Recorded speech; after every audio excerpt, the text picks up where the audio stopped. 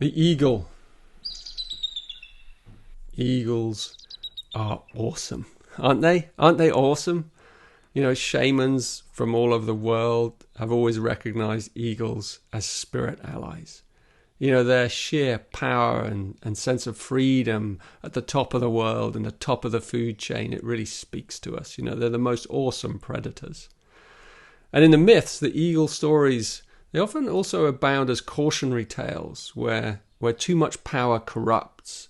And the eagle is often also seen as a symbol of excessive arrogance. You know, the great story of the wren who bests the eagle in one of those famous legends, you know, who can fly the highest, and the wren hides in the eagle's wings and then hops out just as the eagle's exhausted at the top of his flight, and then the wren goes one little step higher and then flutters back down and is crowned king of all birds.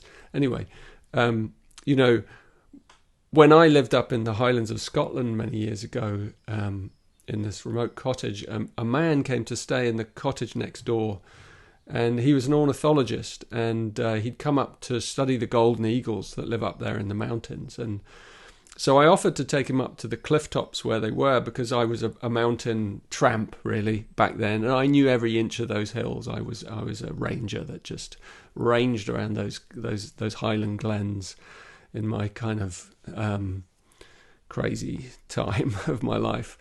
Anyway, so I took him up to the place where I often saw the golden eagles, and one day, and so he would go off on his own, even in all weathers, and then just disappear. And one day I remember he came back. Drove up the glen with a big cage, you know, saying that he was going to go intending to catch a golden eagle and tag it, you know. So I kind of wished him luck with that.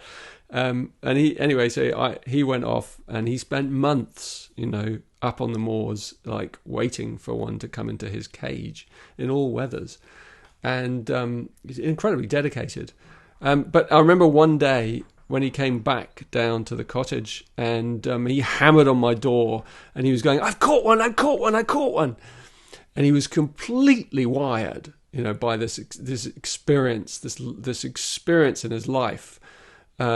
And that he had the eagle. It's like he had the eagle's look in his eye. He had this wildness that had come into him, and he'd caught this eagle, he'd tagged it, and he'd released it. And just to be near a creature that wild, it's so exhilarating. I know. I suspect for him it was a life-changing moment. So quite something, you know. And remember, the caution here is to sip the really powerful creatures in small doses. You know, it takes a shaman to know how to handle eagle energy, because it's the kind of thing that can burn you. And the same with these other powerful ones. Just be cautious. So here's from the Codex. Be kind then to yourself. If I've come to you, you're either too soft or too hard on yourself, or both. You may be too soft in one area and too hard in another. Use my power then to redress the balance. If you need boundaries and discipline, I will give you those. If you need gentleness, I cannot give you that, other than through your own pain. If you do need gentleness, then walk away from me and choose another guide from the bird realm. And know that since I've come to you now, I fly beside you always. You can call on me when you truly need my fierce power. So these totems, you know, they're real energies, energetics, dynamics inside us. And the more we identify with them, the more we bring energies in and out of our lives. So it's an incredible responsibility. And it's also a great deal of fun. So, the eagle.